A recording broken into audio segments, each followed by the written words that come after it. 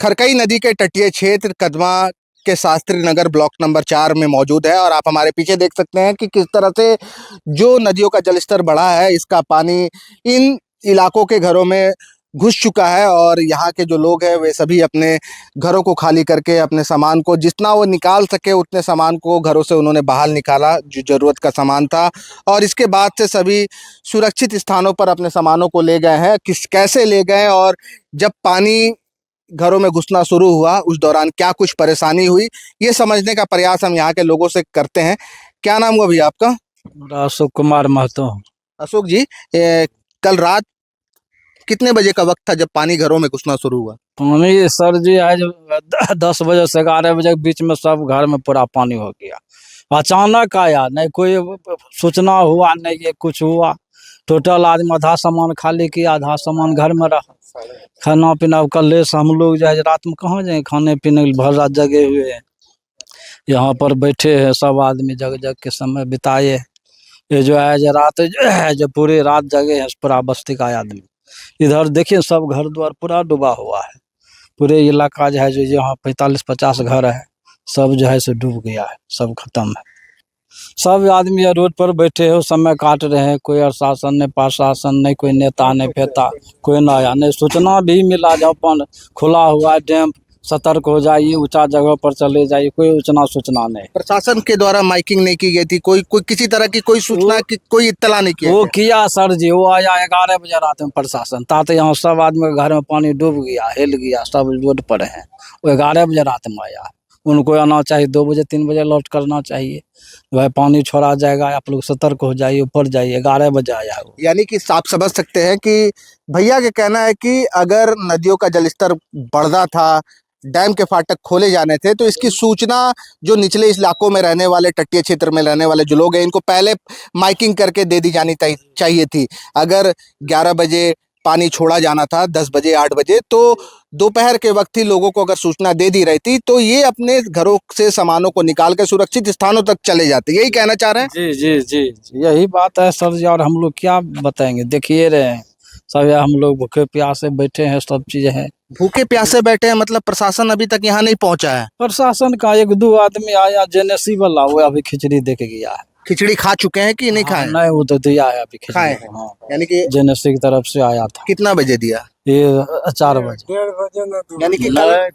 यानी कि कल रात से कुछ खाए नहीं थे, 4 बजे जो खिचड़ी मिला वही खाए? जी जी, वही 4 बजे जो दे के गया है वही है। आप लोगों के रहने ठहरने की व्यवस्था कहाँ की गई है? कहे कुछ रहने ठहरने का, आप अपना जहाँ जाइए रहिए, कोई व्यवस्था नहीं।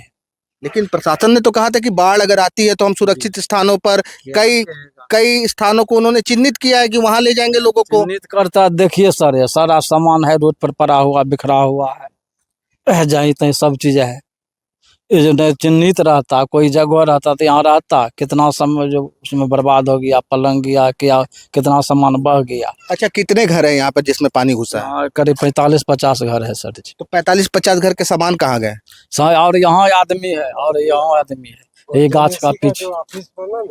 हाँ, मतलब उस जगह उधर ऑफिस है और यहाँ एक ठो बना है, वहाँ पर और आदमी।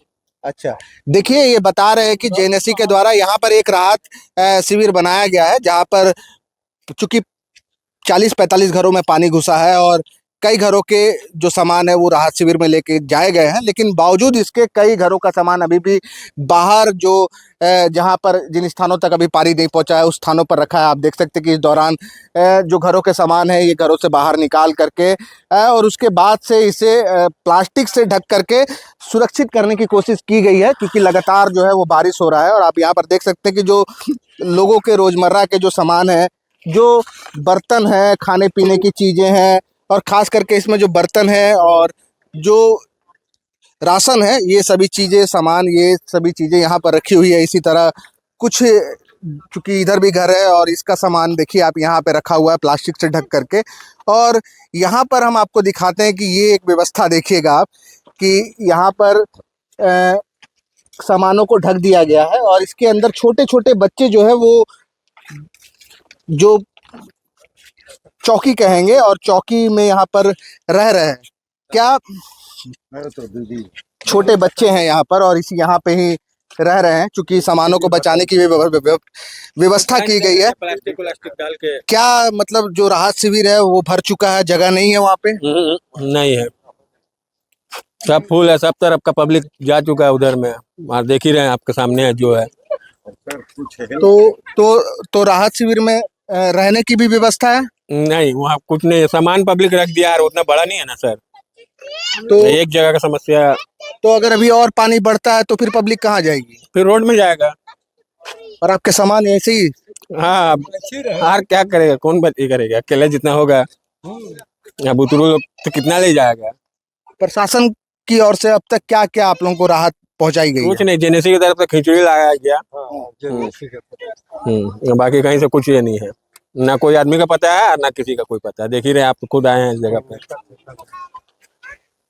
देखिए, आप समझ सकते हैं कि ये बता रहे साफ तौर पर कि जेएनएससी की ओर से यहाँ पर एक राहत शिविर का इंतजाम किया गया था और उस राहत शिविर में चूंकि जो जिन घरों से पहले सामान निकल गया वो वहाँ पे पहुँच गया और इसके बाद जो सामान चूंकि वो भर गया, इसके बाद जो सामान निकलते गए वो अब जो सड़कें जहाँ पर पानी नहीं पहुँचा है उस जगह पर रखी गई है और उस सामानों को सुरक्षित करने के लिए लोगों ने जो उनके घर में प्लास्टिक है, जो चटाई है, इससे सुरक्षित करने की कोशिश की गई है। कितना बजे खाना खाए चाचा? हाँ, हम नहीं खाए। दीदी खाना दीदी नहीं? खाना का बोलिए, कितना बजे खाए? खिचड़ी। आप यहाँ रहते हैं कि कहीं और रहते हैं? हम साथी है भैया का। अच्छा, ये कहीं और रहते हैं। खाना खा ली? हाँ, आए थे, खिचड़ी हम लोग खाए। हाँ, तो खिचड़ी अभी आया, खिचड़ी हम लोग अभी खाए। प्रशासन पहले नहीं पहुंचा यहाँ? नहीं, वो लोग आए बहुत देर बाद आए, तो अभी हम लोग को दिया खिचड़ी। कितना 4 बजता?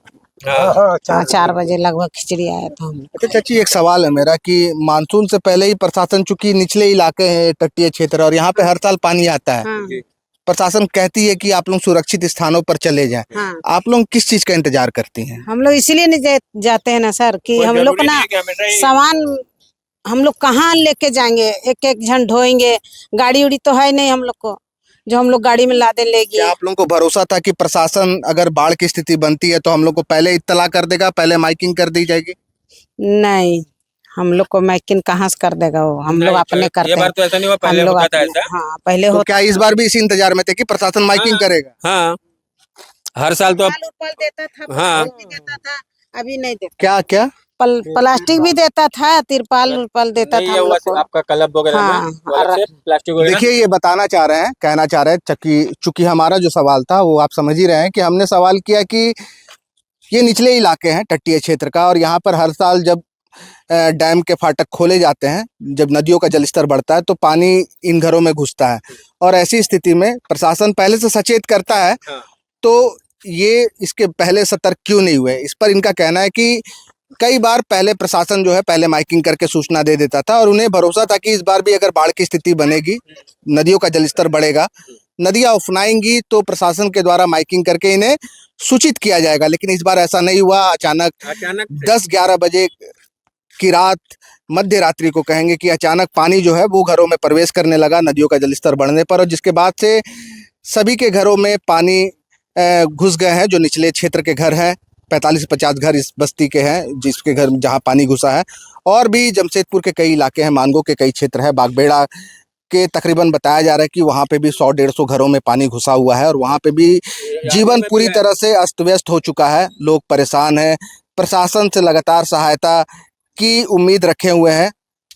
अब देखना है कि प्रशासन कितना सहयोग कर रहा है। हालांकि जो वाजिब तस्वीर थी, जो यहाँ की हालात थे, वो हमने आपको दिखाने की कोशिश की। आगे कुछ और वीडियो में हम आपके साथ जुड़ेंगे, तब तक के लिए शुक्रिया। गोल, जहां 27 वर्षों के सफर में 17,000 से भी अधिक छात्रों ने डॉक्टर एवं इंजीनियर बनकर भरे सफलता की ऊंची उड़ान, जहां साधारण छात्र भी झारखंड टॉपर्स बनकर बना रहे इतिहास। दूरदर्शी शिक्षाविद श्री विपिन सिंह के मार्गदर्शन में मेडिकल एवं इंजीनियरिंग के लाखों छात्रों के लिए आशा की किरण के रूप में गोल नेशंस लीडिंग इंस्टीट्यूट बायोम इंस्टीट्यूट नीट की तैयारी के लिए एक भरोसेमंद नाम। यहाँ अनुभवी फैकल्टी, स्मार्ट क्लासरूम और बेहतरीन टीचिंग मेथड से स्टूडेंट्स को मिलती है मजबूत तैयारी। यहाँ हर स्टूडेंट को मिलता है पर्सनल गाइडेंस और डाउट क्लियरिंग का पूरा सपोर्ट। नीट 2027 और 28 के लिए फेज 1 बैच 9 अप्रैल से शुरू हो रहा है। आज ही बायोम इंस्टीट्यूट से जुड़े और अपने डॉक्टर बनने के सपने को दे सही दिशा। बायोम इंस्टीट्यूट सिर्फ मेडिकल प्रिपरेशन का संस्थान। काम की तलाश है,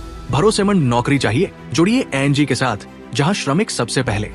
12 घंटे की ड्यूटी, हर दिन 3 समय का खाना, मुफ्त रहने की सुविधा, आपकी सुरक्षा के लिए इंश्योरेंस, ओवर टाइम का लाभ, पीएफ सीधा क्लाइंट से, समय पर पूरा वेतन और जरूरत पड़ने पर एडवांस पे। एएनजी मैन पावर सॉल्यूशंस, सम्मान के साथ काम, भरोसे के साथ कमाई।